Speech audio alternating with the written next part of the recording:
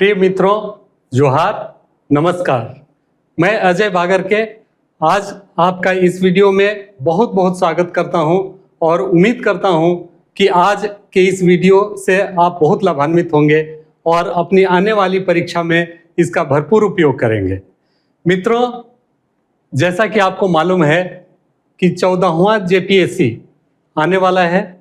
इसकी परीक्षा निकट भविष्य में होने वाली है। इस परीक्षा के मद्देनजर और आपसे प्राप्त रिक्वेस्ट को ध्यान में रखते हुए स्पर्धा प्रकाशन ने भी इस परीक्षा के लिए एक ऑनलाइन कोर्स लेकर आया है। और सबसे पहले मैं अपने उन छात्रों को तहे दिल से धन्यवाद देना चाहूँगा कि जो इतने कम समय में इतनी बड़ी संख्या में हमसे जुड़ गए हैं और हमारे ऊपर विश्वास का एक बोझ डाल दिए हैं। निश्चित रूप से हम आपके इस विश्वास को चाहेंगे कि पूरा करें और जो भी हमसे बेस्ट हो सकता है वह हम आपको देने की कोशिश करें, ताकि जिस उद्देश्य से आप हमसे जुड़ रहे हैं उसकी आपको प्राप्ति हो सके। और जैसा कि आपको यह भी पता है कि इस परीक्षा में झारखंड स्पेसिफिक फैक्ट बहुत मायने रखते हैं। झारखंड से रिलेटेड जो भी फैक्ट टॉपिक्स हैं वह खासकर पीटी परीक्षा की अगर मैं बात करूं तो उसमें बहुत अहम रोल प्ले करते हैं। इसमें 200 क्वेश्चन में आपको 110 क्वेश्चन केवल झारखंड और झारखंड से रिलेटेड होते हैं। इसलिए इस टॉपिक की अहमियत को देखते हुए और अपने पूर्व के सारे ज्ञान को देखते हुए मैंने इस टॉपिक को, इस सब्जेक्ट को पढ़ाने की जिम्मेवारी ली है। और मैं उम्मीद करता हूं कि जो अब तक का मेरा ज्ञान है, जो अब तक झारखंड पर मेरे किए गए शोध हैं, जो अब तक मैंने झारखंड में रहकर अपने सर्विस के दौरान नज़दीक से जगह को, विलेज को देखने की कोशिश की है, उसका मैं अपना अनुभव आपसे साझा कर सकूंगा। मित्रों, जैसा कि आपको मालूम होगा कि मैंने एक बहुत ही उपयोगी पुस्तक अपने 5-6 साल के अथक प्रयास के बाद मैंने तैयार की और जिसका नाम है संपूर्ण झारखंड। बहुत सारे छात्रों के पास यह पुस्तक पूर्व से भी होगी, लेकिन मुझे यह घोषणा करने में काफ़ी खुशी हो रही है कि जो भी छात्र हमारे कॉम्बो कोर्स से जुड़े हुए हैं उन्हें मैं गिफ्ट स्वरूप इस पुस्तक को देने वाला हूं। आप देखेंगे कि इस पुस्तक में कितनी सारे फैक्ट्स हैं और शायद अगर जेपीएससी की परीक्षा में आप लगे हैं तो इस परीक्षा के लिए जो रेफरेंस बुक होनी चाहिए सटीक और सही, वह यही बुक हो सकती है। तो इस पुस्तक को आपके पास जरूर हम पहुंचाएंगे और आप देखेंगे कि इस पुस्तक में लगभग वो सारे तथ्य दिए हुए हैं जो जेपीएससी, पीटी या मुख्य परीक्षा के लिए आवश्यक हो सकते हैं। मित्रों, जैसा कि आपको पता है, स्पर्धा प्रकाशन 23 वर्षों से छात्र हित में कार्य कर रहा है और इस दौरान विभिन्न विषयों के साथ साथ झारखंड पर भी मुझे पढ़ने का, लिखने का काफी मौका मिला। और खासकर मैं आज उन्हें याद करना चाहूंगा जो हमारे बीच नहीं है, लेकिन उनका काफी कंट्रीब्यूशन रहा है झारखंड से संबंधित तथ्यों को इनरिच करने के लिए, झारखंड से संबंधित पुस्तकों को तैयार करने में।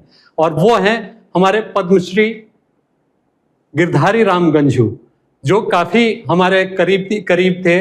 और झारखंड पर 2 पुस्तकें, एक मेंस के लिए हमने जो पुस्तक तैयार की थी उसमें जो ट्राइबल और कल्चर की बात थी वो उन्होंने तैयार की थी, और साथ ही साथ उन्होंने 2 अलग से पुस्तकें लिखी थी झारखंड के लिए। एक झारखंड के शहीद, विभूति एवं शहीद, और दूसरा झारखंड के विविध आयाम।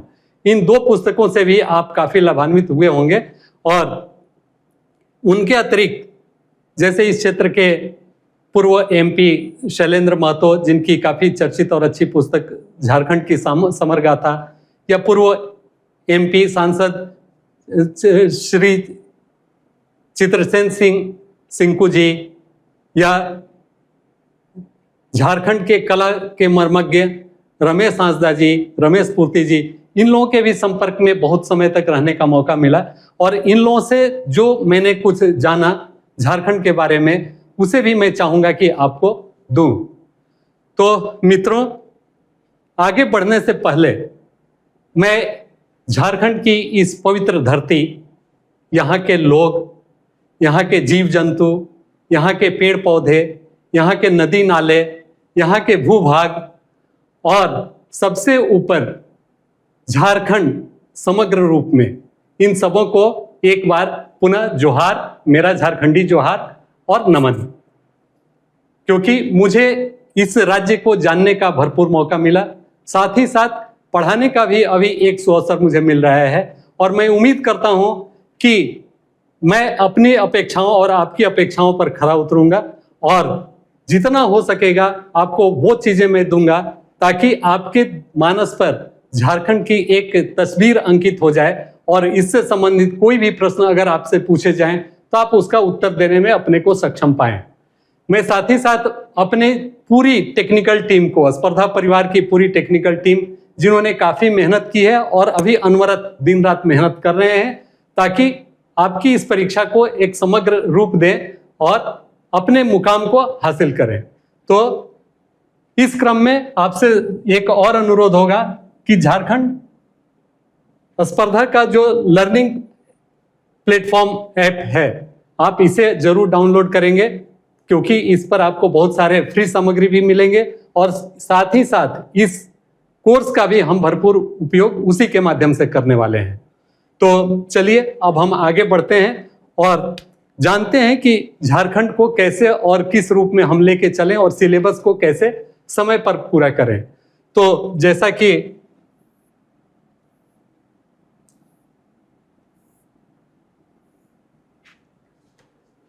आप जानते हैं कि किसी भी परीक्षा के पूर्व आपको उस परीक्षा की प्रकृति, उसके नेचर और उसके स्वरूप को जानना बहुत जरूरी होता है और इसको समझने के लिए जो उस परीक्षा के लिए स्पेसिफिक सिलेबस है उसका भी ज्ञान आपको आवश्यक होता है। तो सबसे पहले मैं चाहूंगा कि यहीं से क्यों नहीं शुरू की जाए, क्योंकि इसके बगैर आप नहीं समझ पाएंगे कि जो मैं टॉपिक कवर कर रहा हूं क्यों उसी को कवर कर रहा हूं। और साथ ही साथ जो आप खासकर देखेंगे कि अन्य टॉपिक्स में हम मुख्य परीक्षा से प्रारंभिक परीक्षा की ओर आ रहे हैं, लेकिन झारखंड के मामले में इसके विपरीत हो रहा है। यहाँ हम प्रारंभिक परीक्षा से मुख्य परीक्षा की ओर आ रहे हैं, क्योंकि प्रारंभिक परीक्षा के सिलेबस में ही मुख्य परीक्षा का भी सिलेबस निहित है। इसलिए अगर प्रारंभिक परीक्षा को हम ढंग से पढ़ लें, ढंग से समझ लें, तो मुख्य परीक्षा की भी तैयारी या जो टॉपिक्स हमारे हैं उसको भी हमें समझने में या मुझे भी उसको इसके बाद सेक्शन वाइज एक्सप्लेन करने में काफी सहूलियत और सुविधा होगी। तो इसीलिए आते हैं सबसे पहले इस परीक्षा के सिलेबस पर। तो पीटी की सिलेबस की जहां तक बात की जाए, आपको पता है कि झारखंड पीटी 2 पेपर का होता है। पहला सामान्य अध्ययन जो सामान्य नेचर का होता है, उसमें हिस्ट्री, ज्योग्राफी, इकोनॉमी, पॉलिटी सारे फैक्ट उसमें रहते हैं। और झारखंड भी एक छोटा सेक्शन होता है 10 क्वेश्चन का। उसके बाद पेपर 2 का जो सिलेबस है, पेपर 2 का सिलेबस केवल और केवल झारखंड का है। इसके सारे के सारे 100 प्रश्न झारखंड से ही संबंधित होते हैं, इसलिए यह बहुत अहम हो जाता है। तो इस पर हम लोग अभी चर्चा करेंगे कि आखिर इसमें है क्या। तो जैसा कि हम लोग देख पा रहे हैं सिलेबस में, फर्स्ट पेपर जो इसका है उसमें 10 प्रश्न झारखंड से रिलेटेड होते हैं, जो 10 क्वेश्चन 20 मार्क्स के। इसमें झारखंड से संबंधित जो प्रश्न होंगे वो झारखंड का इतिहास, समाज, सभ्यता, संस्कृति से संबंधित सामान्य जानकारी होगी और लगभग ये सारे तथ्य आपके सेकंड पेपर में भी शामिल होंगे। तो अब आइए हम आते हैं सेकंड पेपर, जिसके लिए आज से यह क्लास हम शुरू कर रहे हैं। और इसी में जो 10 क्वेश्चन आपको दिखा फर्स्ट पेपर का, वह भी कवर हो जाने वाला है। तो मित्रों, आप यहाँ देखेंगे पेपर 2 झारखंड जी के 100 क्वेश्चंस एमसीक्यू टाइप, 100 × 2 200 मार्क्स। और इसके लिए समय कितना अलॉटेड रहता है? 2 घंटे। काफी होता है, इतना में आप आराम से कर लेते हैं अगर आप प्रश्न जानते हैं तो। और इसका जो अलग अलग ये सेक्शन में डिवाइडेड है, A B C D इस तरह से H तक ये डिवाइडेड है, जिसका पहला खंड झारखंड का इतिहास। हालांकि इतिहास क्यों है मैं अभी तक नहीं समझ पाया, क्योंकि इसमें केवल और केवल प्राचीन जो व्यवस्था थी, शासन व्यवस्था, उसी के बारे में जिक्र किया गया है। इसमें जैसा आप देख पा रहे होंगे, मुंडा शासन व्यवस्था, नागवंशी शासन व्यवस्था, पढ़ा पंचायत, माझी परगना शासन व्यवस्था, ये सारे झारखंड के इतिहास में शामिल हैं और इससे कुल 8 प्रश्न पूछे जाते हैं। तो काफी इंपॉर्टेंट है, इसे हम लोग पढ़ेंगे इसी क्लास में।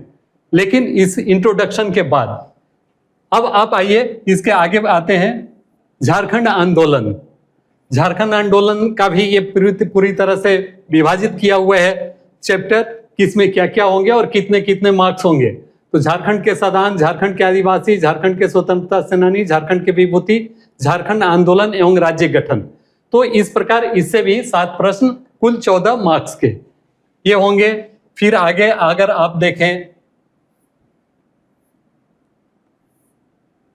झारखंड की विशिष्ट पहचान 5 क्वेश्चन, झारखंड की सामाजिक स्थिति, झारखंड की सांस्कृतिक स्थिति, झारखंड की राजनीतिक स्थिति, झारखंड की आर्थिक स्थिति और झारखंड की धार्मिक विशेषताएं एवं पहचान।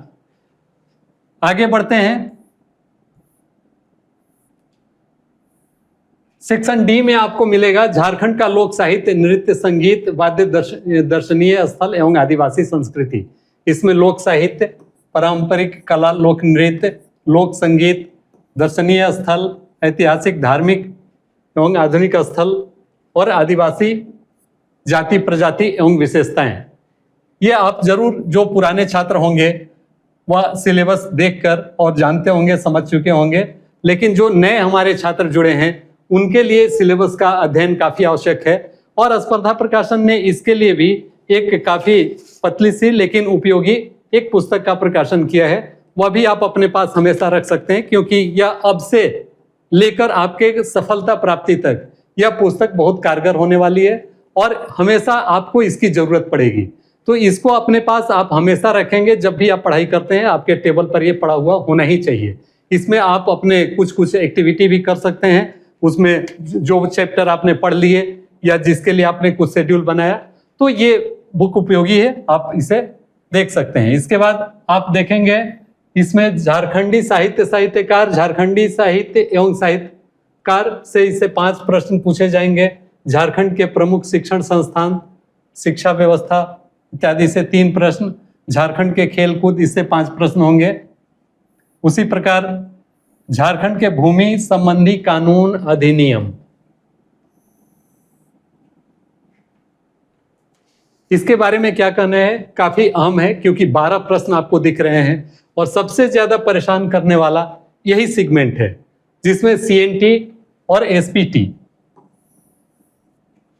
हमेशा आप इसमें कंफ्यूज करते हैं, क्योंकि इसमें डीसी के क्या अधिकार होते हैं, या खुदकटी व्यवस्था या खुदकटीदार क्या कर सकता है, अपने लैंड का ट्रांसफर एक दूसरे को कैसे कर सकता है, सेल कर सकता है या नहीं अपनी जमीन को, इसके लिए कौन कौन से प्रावधान हैं, या कब और किसने किया, किस परिस्थिति में किया गया, ये सारे फैक्ट हम इन 2 में पढ़ेंगे। और इसका इतना अहम रोल है कि आज भी यह प्रासंगिक है और आज भी इस पर झारखंड की पूरी राजनीति निर्भर करती है। आप डे बाय डे देख पा रहे होंगे, और कैसे इसके थ्रू लैंड जो है वो बची रह गई, या कैसे उसका आगे विकास नहीं हो पा रहा है या हो पा रहा है, इसके बारे में भी थोड़ी बहुत हम लोग चर्चा करेंगे। साथ ही साथ राज्य की अन्य भूमि संबंधी अधिनियम है, उसके बारे में भी हम जानेंगे कि अगर जमीन एक्वायर करना है तो उसके लिए क्या क्या व्यवस्थाएं हो सकती है, या और भी जो नए कानून आ गए हैं उसका क्या इम्पैक्ट हो रहा है यहाँ के जमीन, यहाँ के लोगों पर, या यहाँ के पारिस्थितिक वातावरण पर, यहाँ के इकोसिस्टम पर, उसके बारे में भी हम लोग चर्चा करेंगे। जैसे एफआरए वगैरह आ गया, उसका क्या इम्पैक्ट हो रहा है, वन पट्टा कैसे लोगों को मिल रहा है, या उसका कैसे वो उपयोग या दुरुपयोग कर रहे हैं, इस पर भी हम लोग चर्चा करेंगे। तो इससे संबंधित कुल 12 प्रश्नों का भी डिवीजन यहाँ पर दे दिया गया है, यह आप देख पा रहे होंगे। इसके बाद आते हैं 1947 से राज्य में आर्थिक विकास का इतिहास, झारखंड का भूगोल, जंगल, नदी, पहाड़, पर्वत, खान, खनिज आदि काफी अहम है। और एक तरह से आप कहें तो ये ज्योग्राफी का पार्ट है। तो यह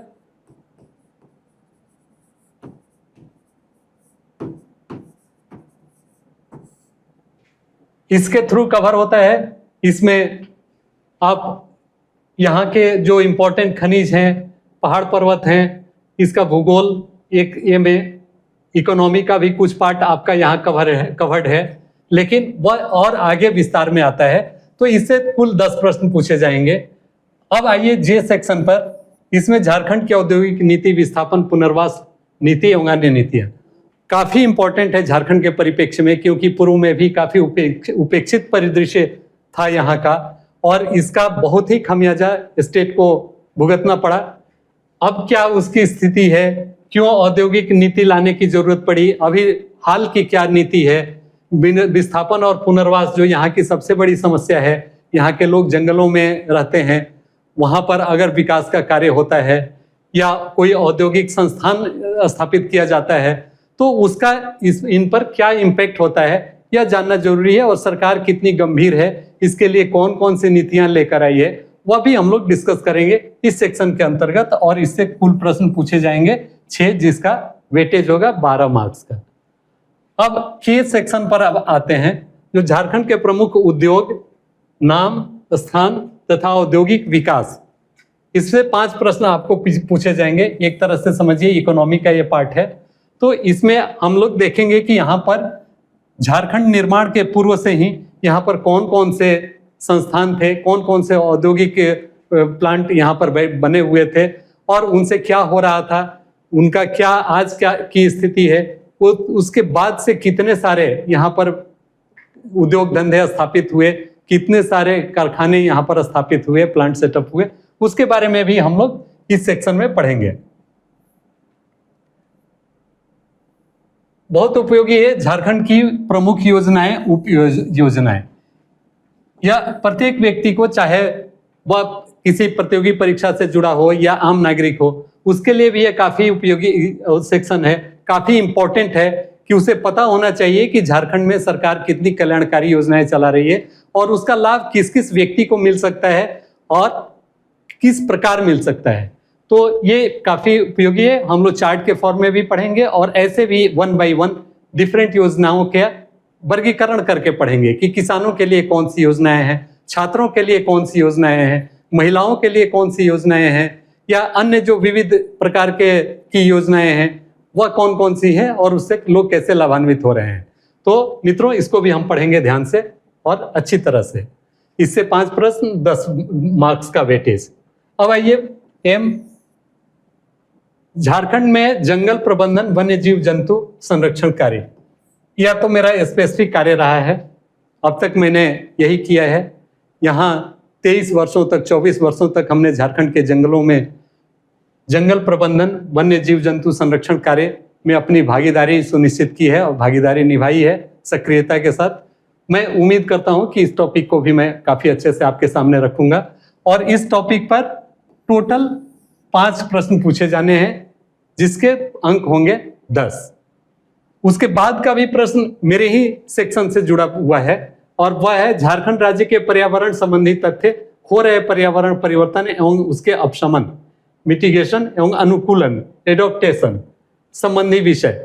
मिटिगेशन एंड एडॉप्टेशन, जो चेंजेस हो रहा है उसके अनुसार क्या मतलब हो रहा है, अपशमन, उसको रोकथाम करने के लिए हम क्या कर रहे हैं, या उसके अनुरूप होने के लिए हम क्या कोशिश कर रहे हैं, एडॉप्ट करने के लिए की दिशा में क्या कर रहे हैं, या कितना व्यवहारिक है या अव्यवहारिक है, ये इसमें क्या क्या चीजें अभी तक हुई हैं और क्या क्या अभी होना बाकी है, इसके बारे में हम लोग इसके विस्तार से इसको हम लोग देखेंगे।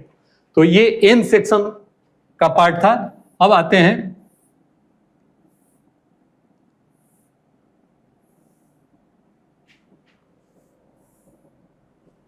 झारखंड में आपदा प्रबंधन। झारखंड में ही नहीं बल्कि पूरे इंडिया में किस तरह से आपदा आज के समय की एक सबसे महत्वपूर्ण समस्या है। जैसे कि आप देख रहे हैं, बादल फटने की घटना भी हाल ही में उत्तर के राज्यों में देखने को मिली है। साथ ही साथ यहाँ भी अतिवृष्टि का जो सामना झारखंड राज्य कर रहा है। तो इस तरह की समस्या आती है। पिछले वर्ष काफी सारे जिले झारखंड के सुखाड़ की चपेट में थे, प्लस कभी कभी बिजली गिरने से बहुत सारी नुकसान और हो जाती है, तड़ित के कारण बहुत सारे लोग की मृत्यु हो जाती है, या बहुत सारे बिल्डिंग को क्षति पहुंचती है वो, या और भी अगर अचानक से भूस्खलन हो जाए या भूकंप हो जाए, उससे कोई दुर्घटना होती है, तो संभावित, जरूरी नहीं है कि उसका हम पहले से आकलन कर लें, लेकिन अगर वो संभावित है हो जाती है तो उसके बाद से क्या कुछ किया जा सकता है, इसके लिए प्रबंधन की क्या व्यवस्था है, किस तरह से ग्राम स्तर से लेकर राज्य स्तर इसकी संरचना है, इसके बारे में हम लोग पढ़ेंगे। अब ये खंड है, इससे 5 प्रश्न पूछे जाएंगे। अब आइए सेक्शन पी पर, झारखंड से संबंधित विविध तथ्यों एवं समसामयिक घटनाएं। इससे 7 प्रश्न पूछे जाएंगे और जो स्पेसिफाइड नहीं किया जा सका है वैसे वैसे तथ्य जो अचानक हो जाते हैं या झारखंड में रिलेवेंट हैं, झारखंड के दृष्टिकोण से जो भी मतलब परिवर्तन होता है, चाहे वो राजनीतिक हो, प्रशासनिक हो या खेलकूद से संबंधित हो, जो भी समसामयिक करंट अफेयर्स, समसामयिक घटनाएं जो हैं, करंट अफेयर से रिलेटेड घटनाएं हैं, उसका हम लोग इसमें अध्ययन करेंगे। इसके लिए एग्जामिनेशन के पूर्व विगत 1 साल का कलेक्शन हम रखेंगे और आपको प्रोवाइड करेंगे, उस पर डिस्कशन भी करेंगे जो मोस्ट इंपॉर्टेंट है, ताकि इस सेक्शन के प्रश्न को, जो कि थोड़ा बृहद नेचर का है, जिसको प्रेडिक्ट करना मुश्किल है, एक तरह से कह सकते हैं कि एक आउट ऑफ सिलेबस है।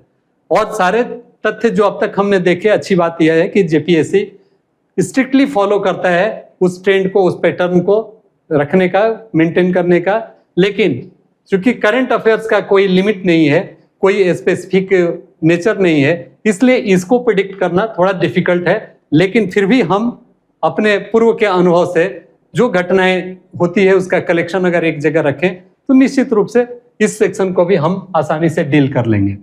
तो मित्रों, अब तक जो हम लोगों ने चर्चा की, आपने देखा कि वो पीटी से संबंधित जो इसका सिलेबस था उसको हम लोगों ने डिस्कस कर लिया। अब बारी आती है मुख्य परीक्षा में आखिर क्या इसका सिलेबस है। तो मुख्य परीक्षा में भी आपको जैसे पता है कि सामान्य अध्ययन का पत्र 4 पत्र होते हैं। सामान्य अध्ययन के 4 पत्र होते हैं, जिसका पहला पत्र होता है हिस्ट्री और ज्योग्राफी से रिलेटेड, दूसरा पत्र पॉलिटी से रिलेटेड, तीसरा इकोनॉमी से रिलेटेड और चौथा साइंस टेक्नोलॉजी से रिलेटेड। तो अब आइए आप देखते हैं कि आखिर इसका क्या सिलेबस है।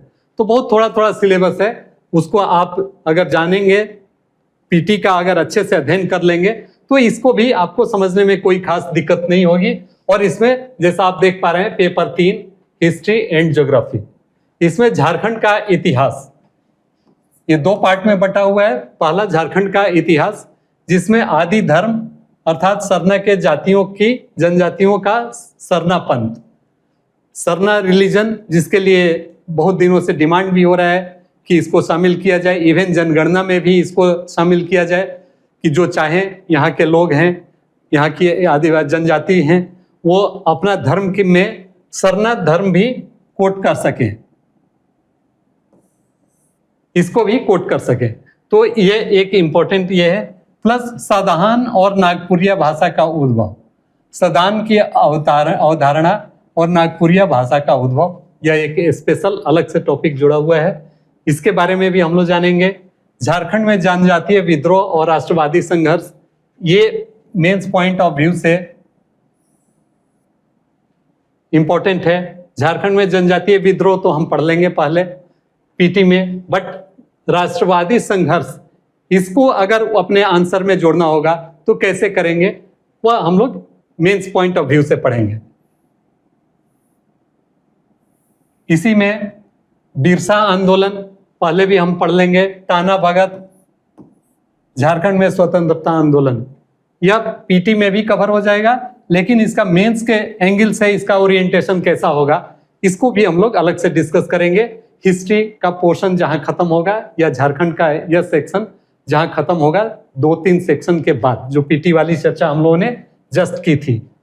उसके बाद आते हैं झारखंड का भूगोल और उसके संसाधनों का उपयोग, ये ज्योग्राफी से रिलेटेड क्वेश्चन है, पेपर 3 का ही। इसमें आप देख पा रहे हो geological history, land forms, drainage system, climate, soil types, ये सारी चीजें हम यहां पर पढ़ेंगे। ज्योग्राफी में थोड़ा ये पोर्शन लैकिंग है, हम लोग मेंस पॉइंट ऑफ व्यू से इसको पढ़ के फिनिश करेंगे। उसके बाद जनसंख्या वृद्धि घनत्व, यह भी पीटी में उस तरह से टॉपिक वाइज नहीं दिया हुआ है, लेकिन इसको हम लोग मेंस पॉइंट ऑफ व्यू से पढ़ लेंगे। अभी तक 2011 को ही हम बेस मानेंगे कि 2011 में जो जनगणना हुआ उसी के अनुरूप हम लोग सारे तथ्य को और फैक्ट को देंगे। इसके अतिरिक्त जनजातियों के विकास योजनाओं की समस्या, जनजातीय परंपरा, संस्कार, पर्व, त्योहार इत्यादि ऑलरेडी हम लोग पहले पढ़ चुके होंगे पीटी में ही। इकोनॉमी में हम लोग औद्योगिक नगरीय विकास, प्रमुख उद्योग लौह इस्पात सीमेंट कुटीर उद्योग, ये झारखंड के प्रमुख उद्योग हैं, लौह इस्पात सीमेंट और कुटीर उद्योग। कुटीर उद्योग की क्या स्थिति है हम लोग इस पर डिस्कस करेंगे। हालांकि ये बहुत काफी नहीं हो पाया है, इसका विकास जैसा होना चाहिए था। उसके बाद जो इम्पोर्टेंट है, नगरीय बस्तियों का प्रतिरूप, प्रदूषण समस्याएं, pattern of urbanisation, settlement and pollution problems. यह एक केवल झारखंड की समस्या नहीं है, बल्कि पूरे देश या ये कहें कि पूरा ग्लोबल इशू है, तो कोई बड़ी बात नहीं है। और इस पर भी हम लोग झारखंड के परिप्रेक्ष्य में देखेंगे कि यहाँ पर किस प्रकार बस्तियाँ बन रही हैं, बस रही हैं और उसका क्या परिणाम दुष्परिणाम हो रहा है। इस पर कैसे हम लोग इसका अच्छे ढंग से इसको लेके चलें ताकि हमारा इकोसिस्टम भी बैलेंस रहे। तो ये हमारे ज्योग्राफी और हिस्ट्री के पार्ट थे। अब जो मेंस में हमारा पेपर 5 है, Indian economy, globalisation and sustainable development, इसमें झारखंड से रिलेटेड जो मैटर है वो यहाँ आपको दिख पा रहा है। झारखंड की अर्थव्यवस्था, Jharkhand features, issues, challenges and strategies. स्वाभाविक है, ये किसी भी राज्य की बात हो, किसी कंट्री की बात हो या इवन परिवार की बात हो, आप इनके बारे में जानना चाहते हैं और उसको मैनेज करना चाहते हैं कि वहाँ क्या जो अर्थव्यवस्था है उसका मजबूत पक्ष क्या है, विशेषताएं क्या है, मुद्दे क्या क्या हैं, चुनौतियां क्या हैं, या जो चुनौतियां हैं उसको समाधान करने के लिए, उसका हल करने के लिए आपके पास क्या क्या स्ट्रेटेजी है, रणनीति क्या है। तो ये है। उसके बाद झारखंड की ये मेन टॉपिक है, झारखंड की अर्थव्यवस्था का आर्थिक विकास, संरचना, economic growth and structure of Jharkhand economy, sectoral composition, growth in SDP, जिस प्रकार जीडीपी उसी प्रकार SDP, state domestic product, and per capita SDP in last decade agricultural and industrial growth in Jharkhand. तो ये आपके इसका एक पार्ट है। दूसरा आपको झारखंड की जननांकीय विशेषताएं, यहाँ डेमोग्राफिक फीचर्स ऑफ झारखंड, इसमें आप देख पा रहे होंगे ये सारे फैक्टर हैं जो कि आपको पढ़ने हैं मेंस पॉइंट ऑफ व्यू से। इसमें जनसंख्या का पहले भी हम लोगों ने जिक्र किया था, साक्षरता, कार्यबल, लोग किस तरह के कार्य में इन्वॉल्व हैं, क्या क्या कर रहे हैं और उसमें कौन कौन से लोग कर रहे हैं, ग्रामीण और शहरी संगठन क्या है, कितने लोग ग्रामीण क्षेत्रों में रहते हैं, शहरी क्षेत्रों में रहते हैं, आजीविका के उनके क्या साधन हैं, यहाँ क्या साधन है, उनकी इकोनॉमिक कंडीशन क्या है और ग्रामीण इलाकों की क्या है, इन सब के बारे में हम लोग पढ़ेंगे। कंपोजिशन, ये सारे फैक्टर, अंतर जिला परिवर्तन, तो ये आपका इकोनॉमी का पार्ट है। साथ ही साथ आप देख पा रहे होंगे गरीबी की स्थिति, ये तो बहुत ही कॉमन है, चाहे आप यूपीएससी दें, जेपीएससी दें, बीपीएससी दें, कोई भी स्टेट पब्लिक सर्विस कमीशन दे। चूंकि भारत के साथ गरीबी एसोसिएटेड रहा है, आज भी पर कैपिटा इनकम अगर कंट्री की जाए तो और सारे जो विकसित कंट्री हैं उनके कंपैरिजन में बहुत कम है, ग्रोथ हो रहा है लेकिन उस गति से नहीं जैसी होनी चाहिए। और वही हाल अगर झारखंड के परिप्रेक्ष्य में हम देखें तो वैसा ही है। जो कंट्री की पूरे विश्व में है, झारखंड की पूरे कंट्री में है। बिहार और झारखंड दोनों जुड़वा भाई रहा है और स्वाभाविक है कि बिहार भी इससे बहुत अच्छे कंडीशन में नहीं है। तो इसमें गरीबी की स्थिति, बेरोजगारी आप देख पा रहे हैं, poverty, unemployment, food security, malnutrition, education, and health indicators in Jharkhand, major initiatives, issues of agricultural and rural development. ये सारे फैक्ट आप देख रहे होंगे, ये सारे पॉइंट्स हैं जो कि गरीबी से रिलेटेड है, तो इसका भी हम पढ़ेंगे, इसका भी अध्ययन करेंगे। झारखंड में भूमि, वन और पर्यावरण के से संबंधित मुद्दे, भूमि सुधार और कृषि संबंध, land, forest and environmental issues in Jharkhand, land reforms, agricultural relations, tribal land और विस्थापन, लोगों का विस्थापन, डेवलपमेंट, ये सारे इसमें हम देखेंगे। पर्यावरण निम्नीकरण, इसके समाधान के लिए राज्य की नीति, forest issues and implementation of FRA, forest right act, जिसकी जस्ट अभी हमने कुछ समय पहले चर्चा की थी। फिर environmental degradation and state policy to deal with to, इन सबों के लिए जो डील करने के लिए स्टेट की पॉलिसी होनी चाहिए वो है। अब पंचवर्षीय योजनाएं, नीति आयोग आ गया, पंचवर्षीय योजनाएं खत्म हो गई, लेकिन फिर भी पढ़ने के पॉइंट ऑफ व्यू से, चाहे UPSC हो, JPSC हो या स्टेट पब्लिक सर्विस कमीशन की कोई भी हो, पंचवर्षीय योजना हमेशा रिलेवेंट रहता है, क्योंकि इसमें अलग अलग पंचवर्षीय योजनाओं में अलग अलग टॉपिक्स, अलग अलग सेक्टर्स पर एम्फेसिस दिया गया और उसके अच्छे परिणाम निकले। उसके बारे में अध्ययन करने के लिए जरूरी है कि पंचवर्षीय योजनाओं का हम जानें, खासकर जो आखिरी 10वीं 11वीं पंचवर्षीय योजना थी, 12वीं हालांकि आखिरी थी, लेकिन 10वीं और 11वीं के बारे में हम लोग पढ़ेंगे। इसमें झारखंड में इसकी क्या स्थिति थी और ये इसका विकास यहाँ कैसे हुआ। अब आते हैं छठे पेपर पर। आपको मालूम होगा कि 6th पेपर साइंस टेक्नोलॉजी से रिलेटेड है और यह बहुत ही अहम पेपर है 6, क्योंकि इसमें बहुत सारे सेगमेंट कवर्ड है। आप पेपर 6 को देखेंगे, बहुत सारे, इसके 5 सेगमेंट हैं। पहला आपको फिजिक्स का है, छोटा सा पार्ट है। दूसरा लाइफ साइंस का है, बायोलॉजी से रिलेटेड। तीसरा आपका एग्रीकल्चर है। चौथा EVS है, इन्वायरमेंटल साइंस है। और 5वां साइंस टेक्नोलॉजी का पार्ट है। तो इस प्रकार से मिलके उसके 5 सेक्शन होते हैं और आखिर में यह आपका पेपर 6 कृषि जो है, जो इससे रिलेटेड है, उसमें क्या है, झारखंड की मृदा उर्वरता, मिट्टी स्वास्थ्य, केचुआ खाद, ये सारे चीज जो बहुत आज के दिन में काफी वो रिलेवेंट है और इसके बारे में आपको जानना ही चाहिए, चाहे आप कोई भी एग्जाम दे रहे हैं, यह रिलेवेंट है और इसमें आपके लिए उपयोगी होने वाला है।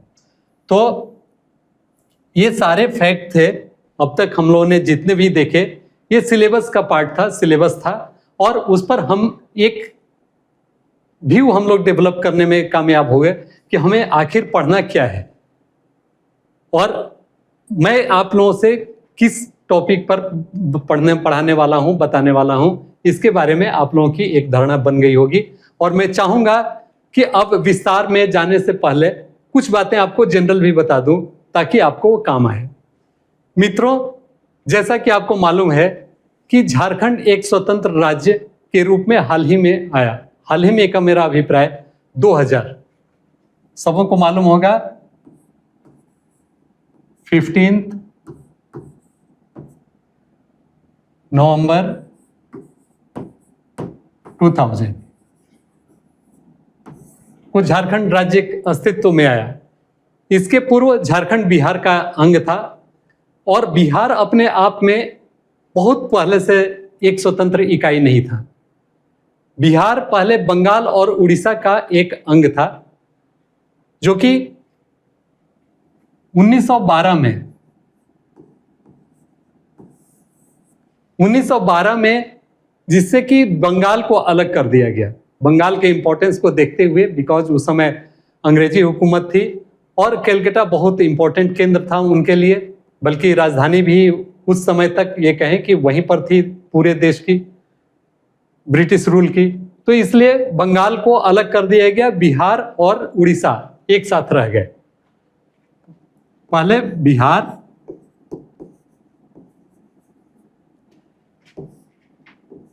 बंगाल,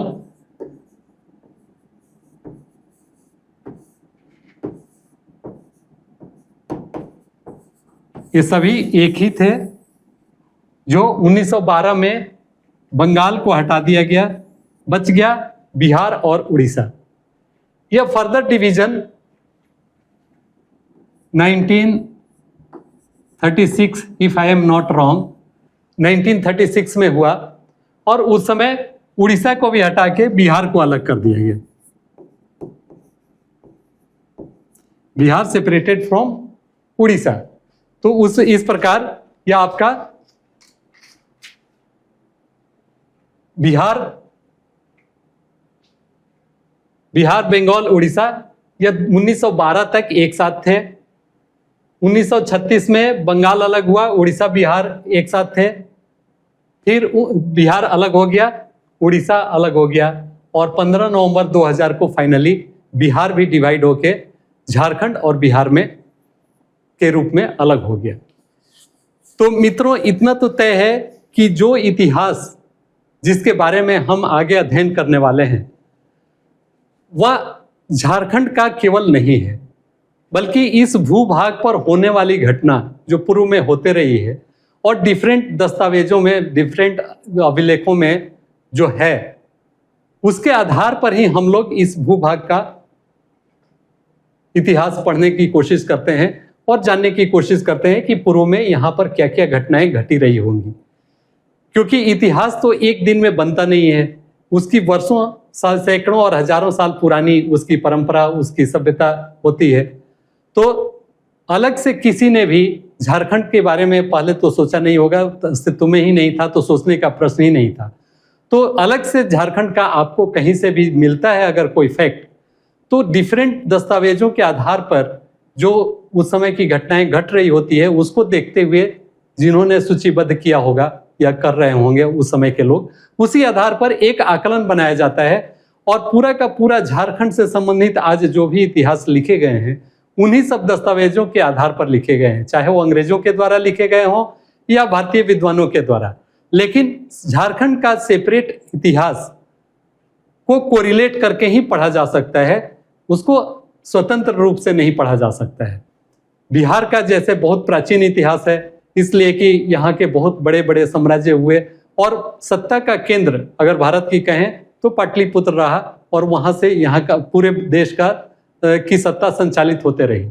लेकिन झारखंड जो कि हाल ही में अलग हुआ, उसको जब इसके पूर्व तक, 2000 के पूर्व तक बिहार के साथ ही उसको देखा गया और बिहार के परिप्रेक्ष्य में ही पढ़ा गया। इसलिए बहुत सारे तथ्य बिहार के साथ उसके जुड़े हुए हैं और हम उसी ढंग से इसको जानने की कोशिश करेंगे। तो आगे बढ़ने से पूर्व थोड़ा सा आउटलाइन हमें जानना चाहिए कि क्या हम लोग जो पढ़ने जा रहे हैं, जिनके बारे में डिटेल में, खासकर इतिहास में भी हम लोग काफ़ी सेलेक्टिव पार्ट्स पढ़ने वाले हैं, जो प्राचीन शासन व्यवस्था के बारे में, स्थानीय शासन व्यवस्था के बारे में, यहाँ की जो प्रमुख जनजातियाँ रही हैं वर्षों से, या ये कहें कि वही यहाँ की मूल निवासी रही हैं, तो उनका क्या रहा है कल्चर, उनका क्या कैसा रहा है प्रशासन। आज से तो डेफिनेटली उस समय काफ़ी डिफरेंट रहा होगा। तो वो कैसा था और किस प्रकार वो गवर्न करते थे, इससे संबंधित हम लोग पढ़ेंगे तथ्यों को और जानेंगे कि उनका कैसा था। लेकिन उसके पहले मैं चाहूँगा कि एक आउटलाइन बनाने के लिए जो स्पर्धा प्रकाशन ने कुछ समय पूर्व एक छोटा सा शॉर्ट वीडियो बनाया था, वह आप देखें कि किस प्रकार जनजातियों का एक अनोखा संसार है और किस प्रकार वह अपने जीवन को जीते हैं, क्या क्या उनकी मान्यताएं, क्या क्या धारणाएं हैं, वह एक संक्षेप में काफ़ी कम समय में आपको देखने को मिलेगा। तो प्लीज़ आप इसको देखें और इसके बारे में फिर मैं आगे बढ़ूंगा इस वीडियो के बाद से। तो ये वीडियो आपके पास स्क्रीन पर है। झारखंड भारत का वह राज्य जहां जंगल, पहाड़ और नदियां मिलकर रचते हैं प्रकृति का अद्भुत संगम। लेकिन इन जंगलों की आत्मा है यहाँ की जनजातियां, जिनकी संस्कृति, परंपराएं और जीवन शैली प्रकृति से गहराई से जुड़ी हुई हैं। झारखंड का नाम ही झार यानी झाड़ी और खंड यानी क्षेत्र से मिलकर बना है। यह राज्य 2000 में बिहार से अलग होकर बना, लेकिन इनकी जनजातीय परंपराएं हजारों साल पुरानी हैं। यहाँ की प्रमुख जनजातियां हैं संथाल, मुंडा, हो, उरांव, खड़िया, बिरहोर, असुर, माल पहाड़िया और कई अन्य। इन जनजातियों की संख्या राज्य की कुल जनसंख्या का लगभग 26% है। हमारा जीवन जंगल, खेती और त्योहारों से जुड़ा हुआ है। प्रकृति हमारी माँ है और हम उसके रक्षक हैं। हर जनजाति की अपनी भाषा, अपना पहनावा और अपने देवता होते हैं। संथाल लोग मरांग बुरु को पूजते हैं तो मुंडा लोग सिंह बोंगा के उपासक हैं। त्योहार की बात करें तो सरहुल, करम, सोहराय, माघी ये न केवल धार्मिक अवसर है बल्कि सामाजिक एकता के प्रतीक भी हैं। सरहुल में जब साल वृक्ष की डालियां घर लाई जाती हैं तो पूरा गांव मिलकर प्रकृति की पूजा करता है। यह त्योहार बसंत के स्वागत का प्रतीक है। संगीत और नृत्य जनजातीय जीवन का अभिन्न हिस्सा है। महिलाएं और पुरुष साथ मिलकर गाते हैं, नाचते हैं, हर अवसर को उत्सव बना देते हैं। इनकी सामाजिक व्यवस्था भी विशेष है। गांव में पंच या मानकी मुंडा परंपरा के तहत फैसले लिए जाते हैं जिसमें हर व्यक्ति की राय का महत्व होता है। झारखंड की जनजातियां आत्मनिर्भर हैं। बांस की बनी चीजें, लकड़ी का काम और हस्तशिल्प ये सभी उनके जीवन का हिस्सा है और आज दुनिया भर में सराहे जा रहे हैं। लेकिन आधुनिकता के इस दौर में इन जनजातियों को भी कई चुनौतियां झेलनी पड़ रही हैं। विस्थापन, खनन और उनकी जमीनों पर अतिक्रमण। फिर भी एक नई उम्मीद भी है। शिक्षा की ओर बढ़ते कदम, अपनी संस्कृति को संभालते हुए आगे बढ़ने का जज्बा। झारखंड की जनजातियां सिर्फ अतीत की कहानियां नहीं हैं, वे आज भी जीवित हैं, सांस लेती हैं और हमें सिखाती हैं कि प्रकृति के साथ तालमेल कैसे रखा जाए। आइए इन्हें जाने, समझे और इनकी परंपराओं को सम्मान दें ताकि आने वाली पीढ़ियां भी इस धरोहर से जुड़ सकें। मित्रों, आपने देखा होगा यह कितनी उपयोगी छोटी सी ये फिल्म थी, छोटा सा यह वीडियो था और आप एक कंसेप्ट बना चुके होंगे कि हम किसके बारे में आगे पढ़ने जा रहे हैं और क्या क्या उसमें उन समय की व्यवस्था थी, कैसे लोग बिना किसी परेशानी के, बिना किसी को से तंग हुए या बिना किसी को तंग किए आसानी से जीवन यापन करते थे, या कैसे कानून व्यवस्था उस समय लोग मेंटेन करते थे बगैर आज की तरह के संरचना और संरचना के बगैर। तो इसके बारे में हम चर्चा करेंगे। तो सबसे पहले जैसा कि हमने आपको बताया कि यह जानना जरूरी है कि आखिर ये झारखंड है कहाँ पर। तो आप देख पा रहे होंगे यह भारत का मैप है जिसमें लगभग पूरा इंटायर अपना देश दिख रहा है और इसके पूर्व में नॉर्थ हुआ, साउथ हुआ, ये वेस्ट हुआ और ये ईस्ट हुआ। तो इसके पूर्वी पार्ट में एक भूभाग है जिसे झारखंड, झार यानी जंगल और खंड मीन्स भूमि, झाड़ झंखाड़ जंगलों की भूमि झारखंड, जो कि यहां आपको दिखाई दे रहा है, यह है। इसका क्या विस्तार होगा, कितनी भूभाग है, इसके बारे में हम अध्ययन करेंगे बाद में। लेकिन अब आप ये देख लें कि ये झारखंड है कहाँ पर, ताकि आपके माइंड में एक इम्प्रेशन बने कि हम किसके बारे में पढ़ाई करने जा रहे हैं।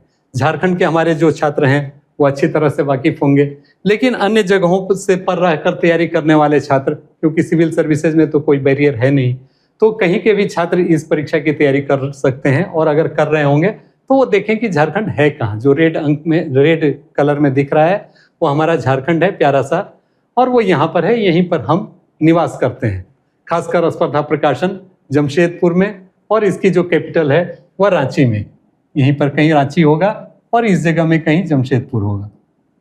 तो ये हमारा भारत, इंडिया, झारखंड, इसमें स्टेट्स का भी नाम है। अब आगे बढ़ते हैं कि यह दिखता कैसा है, डिस्ट्रिक्ट वाइज यह कैसा है और इसके चारों ओर कौन कौन से राज्य हैं। तो आप देख रहे हैं कि हमारा झारखंड है जिसमें सभी डिस्ट्रिक्ट के नाम लिखे हुए हैं। आपको पता ही होगा कि टोटल 24 डिस्ट्रिक्ट आज के डेट में झारखंड में है। विभाजन के समय में 18 थे, बाद में 6 स्टेट कालांतर में बढ़ गए और कुल मिलाकर अभी 24 जिले झारखंड में हैं। जो 5 कमिश्नरी में बंटा हुआ है वह भी आपको मालूम होगा। और ये दिख रहा है कमिश्नरी का भी अलग अलग शेड में, अलग अलग रंग में। कोल्हान आपका सबसे साउदर्न मोस्ट पार्ट है, ये रांची, छोटा नागपुर, साउथ छोटा नागपुर, ये पलामू का पार्ट है, ये नॉर्थ छोटा नागपुर, नॉर्थ में है इसलिए नॉर्थ छोटा नागपुर, ये संथाल परगना, दुमका वगैरह, ये सब पार्ट वहाँ हैं। तो ये 5 कमिश्नरी हमारे पास हैं जिसमें 24 जिले हैं। और इसमें भी अगर स्टेट की बात करें कि किन किन राज्यों से यह घिरा हुआ है, तो आप देख रहे हैं कि ये नॉर्थ पार्ट है, नॉर्थ पार्ट बिहार है क्योंकि बिहार से ही अलग हुआ है, तो नॉर्थ का पार्ट पूरा बिहार का है।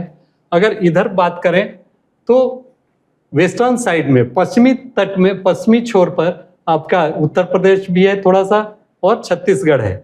अगर नीचे हम बात करें साउथ की तो उसमें आप देखेंगे कि उड़ीसा है, और अगर ईस्ट की बात की जाए तो वेस्ट बंगाल है। तो ये हमारा झारखंड है जिसको ये सारे राज्य घेरे हुए हैं, और हम यहाँ के बारे में पढ़ाई करने वाले हैं आगे के क्लास में।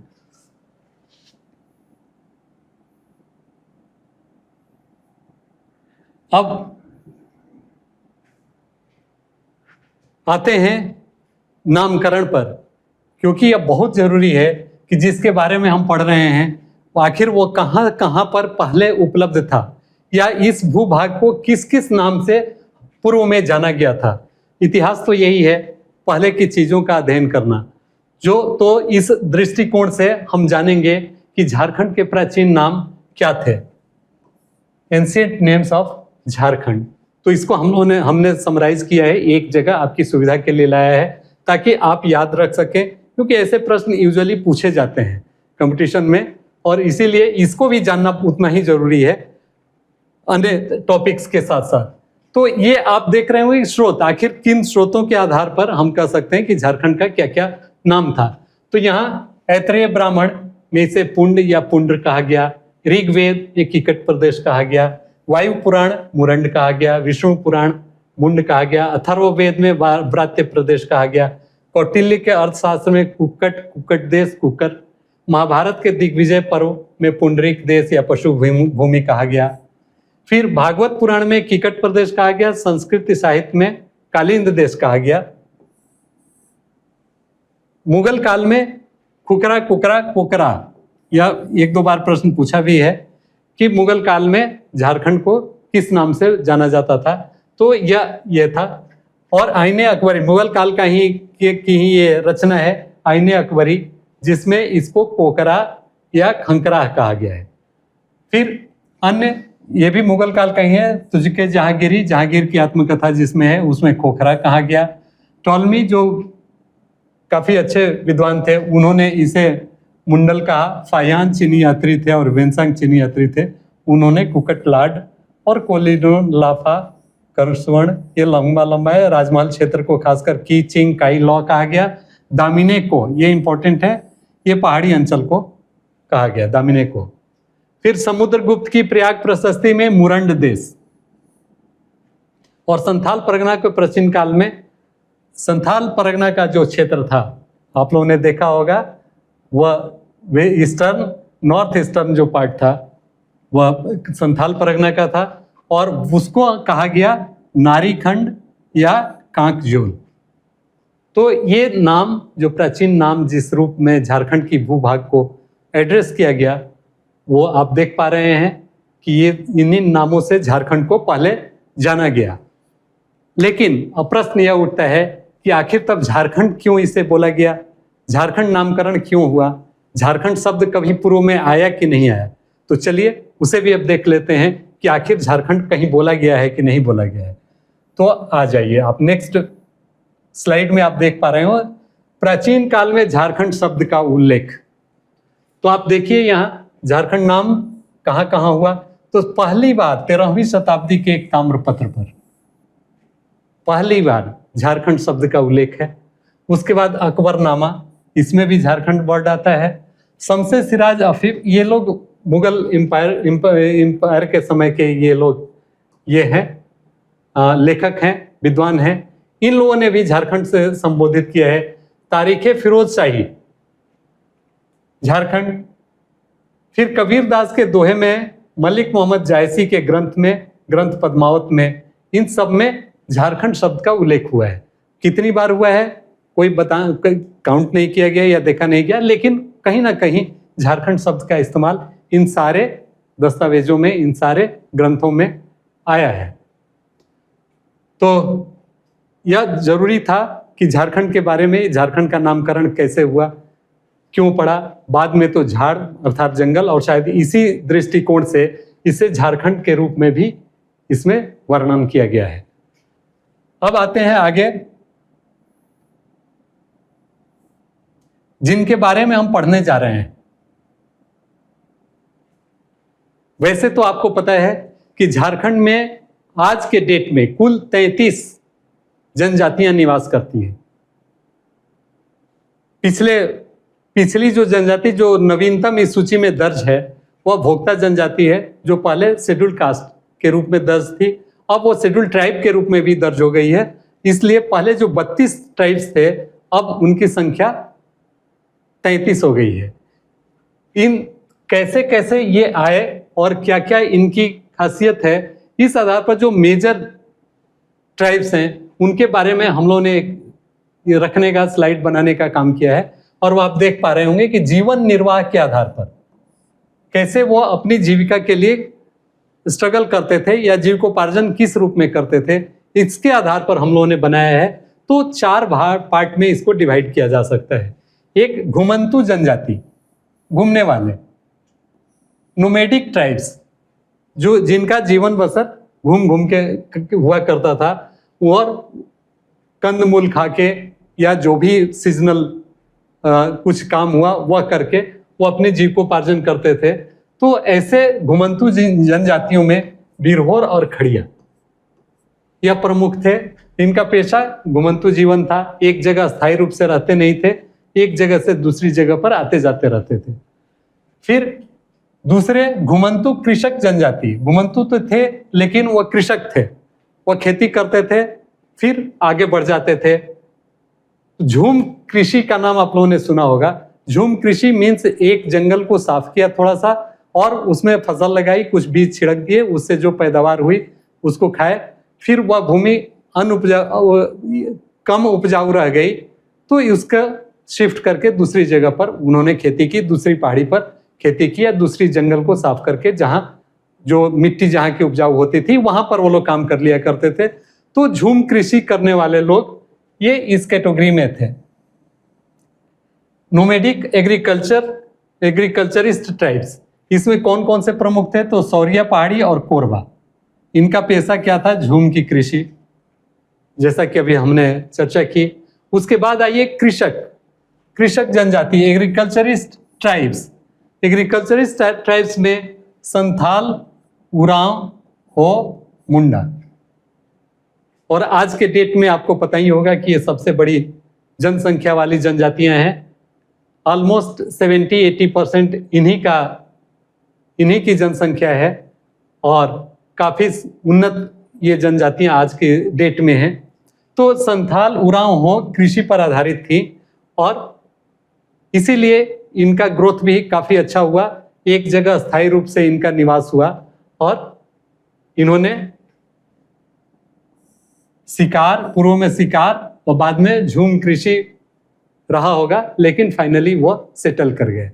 अब आइए शिल्प जनजाति, जो कुछ न कुछ बनाते थे और उससे अपने जीविकोपार्जन करते थे। उसमें अब क्राफ्ट, शिल्प जनजाति, क्राफ्ट ट्राइब्स, इसमें करमाली, लोहरा, चीक, बड़ाइक, ये सब ट्राइब्स थे और इनका पेशा गृह उद्योग था। वो कुछ कुछ बनाते रहते थे और उसको सेल करके या एक्सचेंज करके वो अपना काम करते थे, अपना जीविकोपार्जन करते थे।